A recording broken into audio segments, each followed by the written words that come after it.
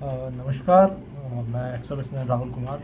आप सभी का ex serviceman second inning YouTube channel में स्वागत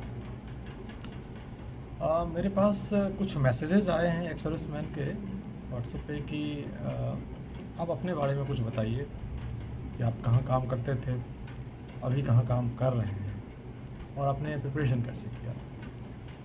हालांकि इस वीडियो का प्रिपरेशन से ज़्यादा कुछ लेना देना नहीं है। उसके लिए मैं जो वीडियो दूसरे बना रहा हूँ जो अपलोडेड है मेरे चैनल पे, काइंडली उसको रेफ़र कीजिए। हाँ, कभी टाइम पास करने का मन हो तो इसको देख सकते हैं, ठीक है। और ज़्यादा कुछ नहीं तो मोटिवेशन मान लीजिए। और हालांकि वो भी ज़रूरी नहीं है कि सबको मिलता ही है। जिसको लेना होता है लेता है, जिसको नहीं लेना होता वो नहीं लेता है। तो सबसे पहले मैं अपने बारे में बताता हूँ। मेरा नाम राहुल कुमार है। मैं बिहार का रहने वाला हूँ। मैं 2002 दिसंबर में एयरफोर्स में भर्ती हुआ था। बीटा एंट्री से था मैं, और 2/2 मेरा वो इंटेक है। और 20 साल मैंने एयरफोर्स में सर्व किया और लास्ट में मैं आगरा से रिटायर हुआ हूँ एज ए सार्जेंट दिसंबर 2022 में। और एग्ज़ाम्स जो है मैंने प्रिपरेशन जो है रिटायरमेंट से लगभग 1.5 साल पहले शुरू कर दिया था। मतलब जो अप्रैल में फॉर्म फिलअप हुआ था, अप्रैल 2021 में एसबीआई का, वो सबसे पहला मेरा फॉर्म था जो मैंने फ़िल किया था। और जब फॉर्म फिल किया था उसके बाद ही मैंने प्रिपरेशन शुरू किया। तो मैंने एसबीआई का एग्ज़ाम दिया, प्री पास किया, मेंस पास किया। सेम पीरियड में मैंने आरआरबी का भी एग्ज़ाम दिया, उसका भी प्री मेंस दोनों पास किया 21 में। और आईबीपीएस भी दिया था, तो मैंने उसका भी, आईबीपीएस का तो प्री और मेंस जो है वो लेट हुआ था, हालांकि रिजल्ट सेम टाइम पर आया था, तो वो भी पास किया था। ये मेरे फर्स्ट ईयर के मैंने 3 एग्ज़ाम दिए थे, वो तीनों क्लियर थे। फिर CGL 21 भी मैंने अप्लाई किया था, तो उसको भी मैंने पास किया। लाइक उसके एग्ज़ाम्स तो काफ़ी डिले हुए थे 21 वाले, और वो एग्ज़ाम मैंने पास किया। उसका रिज़ल्ट जब आया था वो बहुत बाद में आया था, 23 मार्च में रिज़ल्ट आया था उसका। और CAG ऑडिटर मुझे मिला था, 456 आउट ऑफ 700 मेरा स्कोर था उसमें। तो प्रिपरेशन मैंने बैंक का किया था। बैंक का मैंने लगभग शुरू में ही मैंने लगभग 50 से 60 प्री का मॉक लगाया था मैंने एसबीआई का, क्योंकि पहला फॉर्म वही मैंने फिल किया था, सबसे पहला एग्ज़ाम भी वही था। तो मैंने सिर्फ प्री का तैयारी किया था उसमें। मेंस के लिए मैंने कुछ खास किया नहीं था। मैं 2-3 मेंस का मॉक ला के गया था और थोड़ा सा जीएस पढ़ के गया था। और चूँकि मेंस का पेपर काफ़ी टफ आया था और मेरा प्रिपरेशन जो है वो ठीक ठाक था, और कंपेरेबल टू अदर्स सिविलियन के कंपैरिजन में तो काफ़ी पीछे था, पर अपने सर्विसमैन में मैं ठीक ठाक था, तो मेरा फर्स्ट एग्ज़ाम वो क्लियर हो गया था। आरआरबी भी मैंने क्लियर किया था, उसमें मेरे 109 आउट ऑफ 200 स्कोर था मेरा, तो वो भी मेरा क्लियर हो गया था। और ये इसमें मेरे 53 मार्क्स थे आईबीपीएस के मेंस में। उसका एग्ज़ाम थोड़ा अच्छा नहीं गया था, जीएस काफ़ी ख़राब हुआ था, 4-5 नंबर ही थे जीएस में, तो वो भी मेरा क्लियर हो गया था। हाँ, ज्वाइन क्यों नहीं किया? ज्वाइन इसलिए नहीं किया कि उसका जो ज्वाइनिंग था सबका वो प्री मैच्योर था, और चूँकि मैंने प्रिपरेशन मेंस का किया नहीं था, तो मुझे ये लगा कि जब प्री के प्रिपरेशन पे इतना अच्छा स्कोर हो सकता है, तो क्यों ना एक मौका और दिया जाए और इंतज़ार किया जाए कुछ अच्छे एग्ज़ाम्स का। चूँकि एग्ज़ाम शुरू होने से पहले ही एक मन में लोगों से हम बात करते हैं, अपने सीनियर से जो ऑलरेडी डिस्चार्ज जा चुके थे, तो उन्होंने बताया था कि जो सबसे बेहतर एग्ज़ाम है सर्विसमैन के लिए एज ए बिहारी, तो वो है आरबीआई असिस्टेंट। तो हमने टारगेट पे रखा था उसको। खैर 2022 में उसका भी एग्ज़ाम देने का मौका मिला। प्री में तो काफ़ी अच्छा स्कोर था मेरा, पर मेंस में स्कोर तो ठीक था, पर मेरिट में मैं इन नहीं हो पाया, तो वो मेरा रह गया वहाँ पे। उसके बाद एक दिया था मैंने एसएसओ का पेपर जून 2022 में। उसमें मैं एलिजिबल था उस एग्ज़ाम के लिए अच्छे से। एसएसओ का पेपर प्री तो पास कर गया था। मेंस में सेक्शनल कट ऑफ उसमें फिक्स था, और काफ़ी अच्छा सेक्शन कट ऑफ था, 21 मार्क्स आउट ऑफ 50। तो मैं रीजनिंग के इसमें रह गया, रीजनिंग के सेक्शनल में मैं कट ऑफ क्वालिफाई नहीं कर पाया। हालांकि जो एक्स सर्विसमैन का कट ऑफ था मार्क्स तो उससे ज़्यादा थे, पर चूँकि सेक्शनल क्वालिफाई नहीं कर पाया तो वो एग्ज़ाम रह गया। बाकी फिर से IBPS RRB का मैंने फॉर्म अप्लाई किया था, पर मैं एग्ज़ाम देने नहीं गया था उसका। और IBPS दोबारा से दिया, वो भी क्लियर हुआ। SBI फिर दिया, वो भी क्लियर हुआ। CGL 22 मैंने फिल किया था, और उसमें मैंने मेहनत भी की थी CGL में इस बार, पर फिर वही आधे नंबर से ITI छूट गया और रह गया। खैर वो किस्मत की बात थी, पर यह है ना कि किस्मत कभी थोड़ा छोटा देता है तो थोड़ा अच्छा भी देता है। तो वो हुआ कि दिसंबर में दोबारा नवंबर में एग्ज़ाम देने का मौका मिला NABARD का मुझे, और NABARD मेरा क्लियर हो गया। तो प्रिपरेशन लगातार मैंने किया था, और CGL के लिए प्रिपरेशन सिर्फ मैंने CGL 22 के लिए किया था एक्सक्लूसिवली। उसमें मैंने थोड़ा अलग से तैयारी की थी, क्योंकि बैंक के एग्ज़ाम्स मेरे ख़त्म हो चुके थे और बैंक में मेरे पास कुछ बचा नहीं था देने के लिए। तो मैंने फिर अपना जो कम से कम 1 से 1.5 महीने लगातार मैंने फोकस किया Tier 2 ऑफ CGL 22 पे, और स्कोर अच्छा था, स्कोर ख़राब नहीं था, पर एग्ज़ाम हॉल में मैंने कुछ गलतियाँ की थी, तो उसके परिणाम स्वरूप वो ITI निकल गया। और ITI नहीं मिला तो फिर मेरे पास उस CGL में करने के लिए कुछ था नहीं, जो सोल मोटो था वो ITI ही था। और हाँ, उससे पहले NABARD का रिज़ल्ट आ चुका था, तो मोटिवेशन भी थोड़ा सा नीचे था, उतने अच्छे लेवल का बचा नहीं था। तो अब आते हैं कि हाँ, NABARD में क्या नौकरी होता है, कैसे होता है, क्या पे और पर्क्स मिलते हैं, इस पे आते हैं, क्योंकि बाकी डिपार्टमेंट तो मैंने ज्वाइन किया नहीं, और उसके बारे में आपको बाकी जगह से भी बेहतर पता चल जाएगा। NABARD के बारे में आप यूट्यूब पे भी सर्च कीजिएगा तो शायद बहुत ज़्यादा जानकारी मिलती नहीं है, खासकर NABARD DA के बारे में। ग्रेड A के बारे में तो रहता है, पर DA के बारे में तो बहुत मुश्किल से 2-4 वीडियोज़ आपको मिलेंगे। तो हम आज बात करेंगे जो मेरा जॉब प्रोफाइल है DA, उस पर। तो NABARD का एग्ज़ाम कैसे होता है? NABARD का एग्ज़ाम रेगुलर नहीं होता है, किस्मत आपकी रहेगी तो अगर आपने ज्वाइनिंग से पहले उसको फिल कर दिया तो वैलिड है आपका, और आप एग्ज़ाम में अपियर हो सकते हैं, बेहतर कर सकते हैं। पहला। दूसरा चीज़, NABARD एमेचर्स के लिए नहीं है, ये मास्टर्स का गेम है।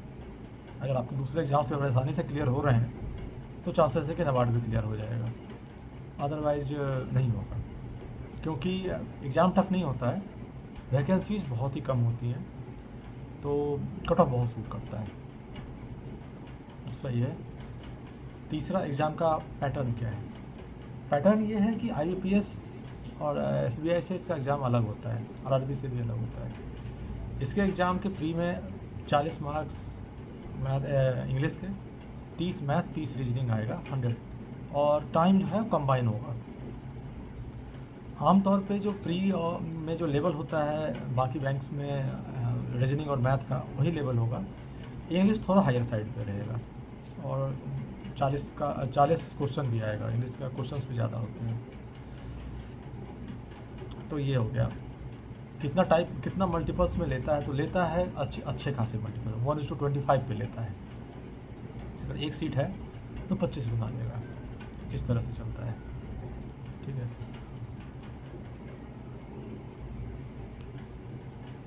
जैसे कि मेरे केस में हुआ है कि 17 वैकेंसीज थी एक्सर्विसमैन की, तो रखिए 25 टाइम्स, यानी 450 के आसपास इन्होंने 400 के आसपास इन्होंने प्री का रिजल्ट दिया था ऑल इंडिया लेवल पे। हाँ, एक्सर्विसमैन की वैकेंसी स्टेट वाइज नहीं होती है, इसमें अप्लाई कर सकते हैं स्टेट से, लेकिन वैकेंसी जो होगी वो ओवरऑल होगी।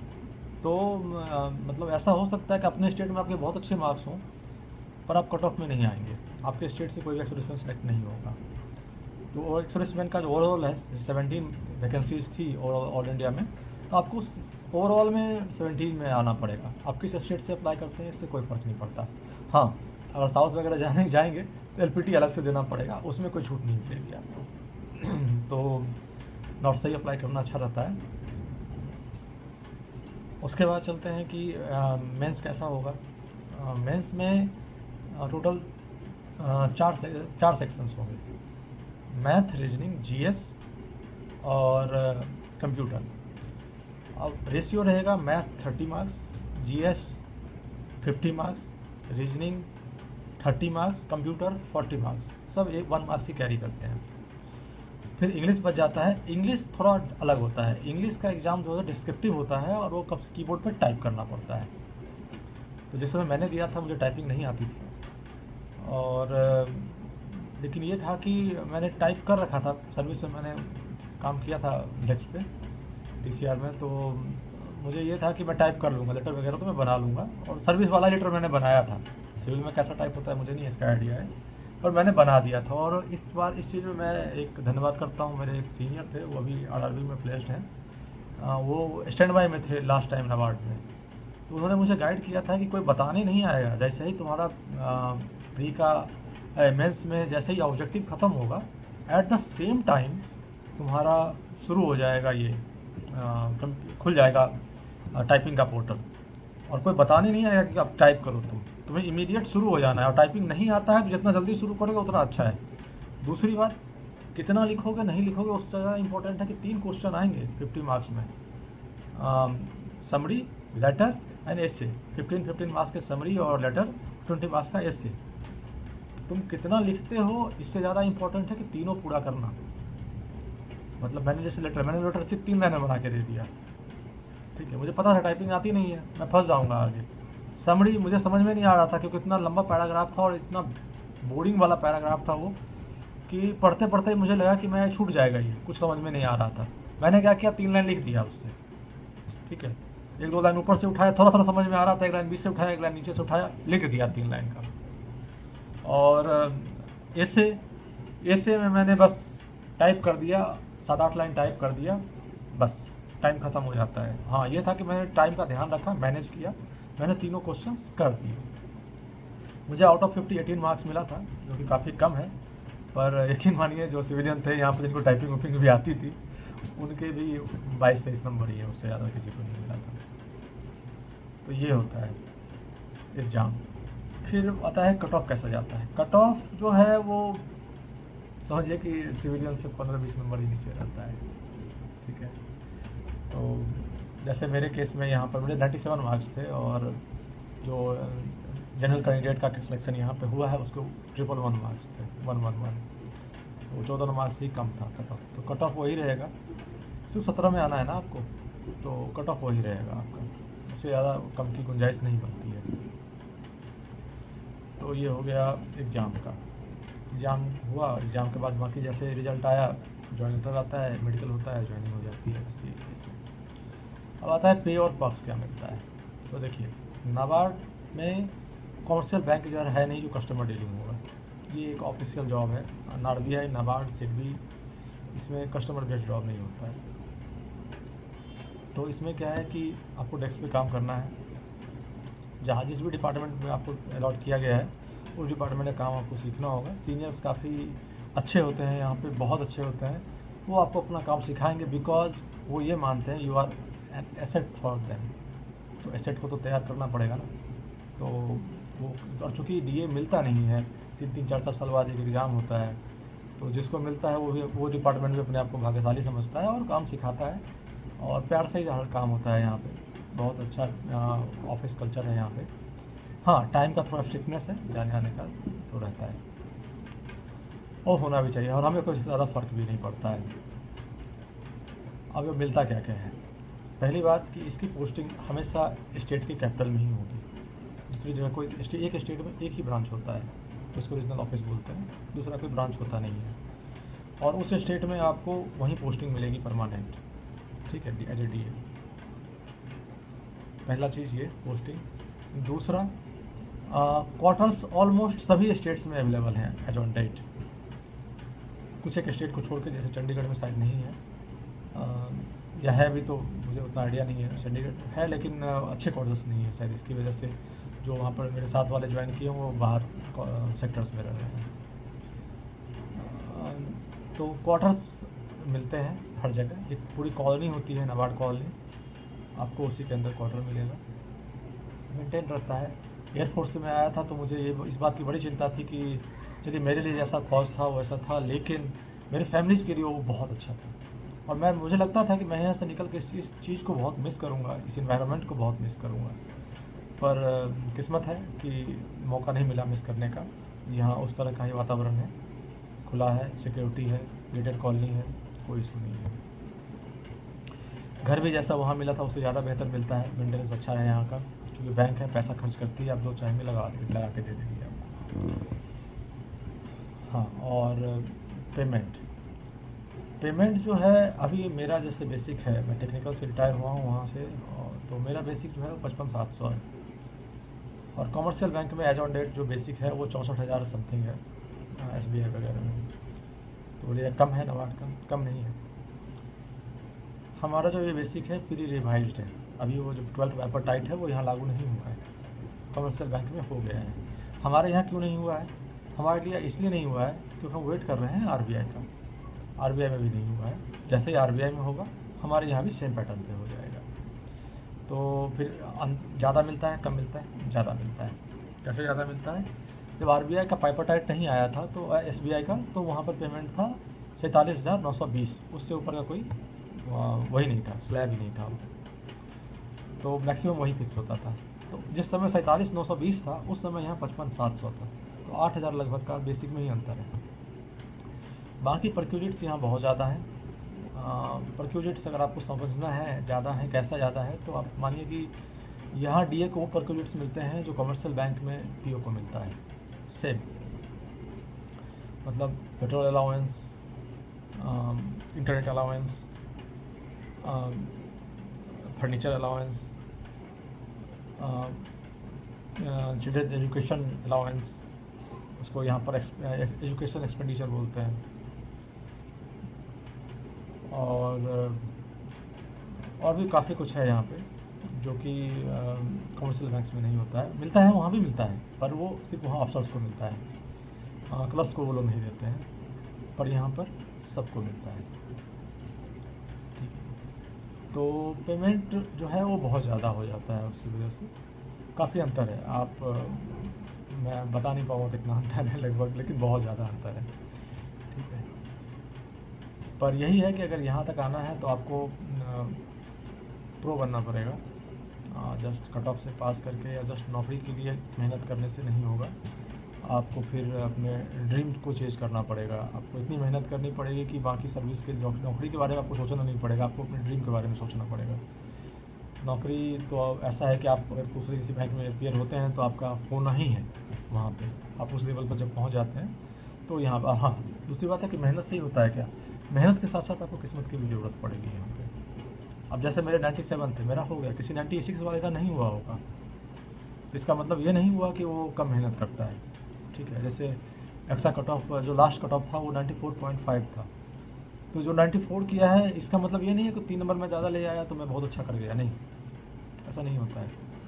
किस्मत का साथ भी थोड़ा चाहिए यहाँ तक आने के लिए, ये भी है। मेहनत तो चाहिए ही चाहिए, किस्मत भी चाहिए, तब आप यहाँ तक आ सकते हैं।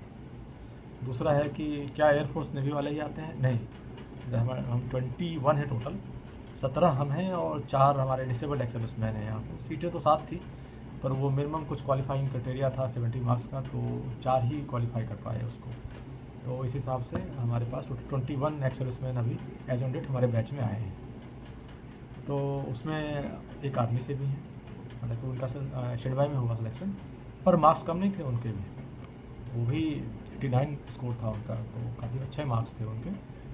और आर्मी से थे, पहले SBI में सर्व ऑलरेडी कर रहे थे, फिर किस्मत दरवाज़ा खटखटाया, नॉक किया और RBI से रिजाइन करके वो इसमें ज्वाइन कर गए नवाड में। तो ये है स्थिति नवाड की। तो आपको यहाँ पर क्या क्या मिलेगा? आपको पेमेंट ज़्यादा मिलेगी, आपको घर मिलेगा, आपकी पोस्टिंग कैपिटल में रहेगी। प्रमोशन आप ग्रेड A के लिए 4 साल सर्विस के बाद अपियर हो सकते हैं, और एग्ज़ाम कमर्शियल बैंक की तरह नहीं होता है, जहाँ आप CIB GIB निकाल लीजिएगा तो एग्ज़ाम काफ़ी ईजी हो जाएगा आपके लिए ऑप्शंस का। यहाँ CIB GIB का कोई मतलब नहीं बनता है। हाँ, इंक्रीमेंट मिलता है, पर एग्ज़ाम में कोई मतलब नहीं बनता है। एग्ज़ाम आपको ग्रेड A का अलग से देना पड़ेगा पूरा। और ग्रेड A बनने के बाद फ़ायदा क्या है? फ़ायदा बहुत है, परक्यूजिट्स डबल हो जाते हैं सीधा। ठीक है, सैलरी भी थोड़ी बढ़ जाती है। अभी मेरे जस्ट ठीक ऊपर जो रहते थे JW रिटायर्ड थे, वो 2019 बैच से आए थे, वो प्रमोट होकर ग्रेड A बन के यहाँ से गए हैं ट्रांसफ़र अभी। और लेकिन मानिए उनकी सैलरी 2,05,000 रुपये है ग्रॉस अभी, तो काफ़ी फ़र्क पड़ता है उससे भी। और चूँकि पोस्टिंग में कहीं गांव में या ऐसी जगह जाने का खतरा रहता नहीं है, तो अधिकतर लोग यहाँ पोस्टिंग ले ही लेते हैं। कुछ लोग नहीं लेते हैं, जो जैसे कि जो भोपाल का ही रहने वाला है, भोपाल में उन्होंने कुछ साइड से बिजनेस वगैरह भी सेट कर रखा है अपना, वो पोस्टिंग नहीं लेते हैं। क्योंकि काफ़ी कुछ डिपेंड करता है उनके यहाँ रहने से। अब जैसे मैं बिहार का हूँ, मेरा भोपाल में कुछ काम नहीं है, हालांकि it's very good city, the one of the best city I ever lived, but मेरे लिए कुछ इतना भी खास नहीं है कि मैं यहाँ से जाना पसंद नहीं करूँगा। मैं जा सकता हूँ। दूसरा ये है कि मैं अगर डीए ही रह गया तो शायद मैं कभी लखनऊ या पटना पोस्टिंग नहीं जा पाऊँगा। पर ऑफिसर बनने के बाद चांसेस हैं कि मैं अप्लाई करूँगा, चांसेस बनाऊँगा, मिल भी सकता है, जा भी सकता हूँ। तो यही है नाबार्ड के बारे में। और नाबार्ड काफ़ी कुछ देती है, तैयारी करिए, किस्मत आएगी तो आप लोगों को मौका मिलेगा एग्ज़ाम देने का। उम्मीद हो सकता है कि शायद इस साल वैकेंसी आए, अगर आएगी तो वो सितंबर या अक्टूबर में आएगी, तो नज़र रखिएगा उस पर। लेकिन वही है कि जब वैकेंसी आएगी तब उसके प्रिपरेशन से कोई फ़ायदा नहीं है आपको। प्रिपरेशन पहले ही उसका बहुत अच्छा होना चाहिए, तभी आपको फ़ायदा है उसका, ठीक है। तो अब ऐसा नहीं है कि आप नाबार्ड का वैकेंसी आएगा तब आप नाबार्ड की तैयारी करेंगे तो आपका कुछ हो पाए, कुछ नहीं हो सकता उसके बाद आपका प्रिपरेशन पहले से ही बहुत अच्छा होना चाहिए। तो आप पहले से ही बाकी बैंक्स के लिए प्रिपरेशन बहुत अच्छा अपने अल्टीमेट लेवल पे कीजिए, तो उसका फ़ायदा आपको ये मिलेगा कि आपका नाबार्ड क्लियर हो जाएगा, किस्मत आपकी रही तो। हाँ, पहले वैकेंसी आना चाहिए। और अगर नाबार्ड नहीं भी क्लियर हुआ, नहीं भी आया, तो आरबीआई के चांसेस बनेंगे आपके। और दोनों का एग्ज़ाम के डिफ़िकल्टीज़ में कोई अंतर नहीं है, कट ऑफ में भी कुछ खास अंतर नहीं पड़ता है, ठीक है। दोनों ही प्रो लेवल का एग्ज़ाम है, और वहाँ तक आप तभी पहुँचिएगा जब आप बाकी एग्ज़ाम्स में बहुत अच्छा कर चुके होंगे या करने वाले होंगे। चलिए, तो ये हुआ आज मेरे बारे में, ठीक है। और कुछ सवाल हो, कुछ और पूछना हो तो कमेंट सेक्शन में आइए, बात करते हैं। चलिए, लगे रहिए, बने रहिए, बाय बाय।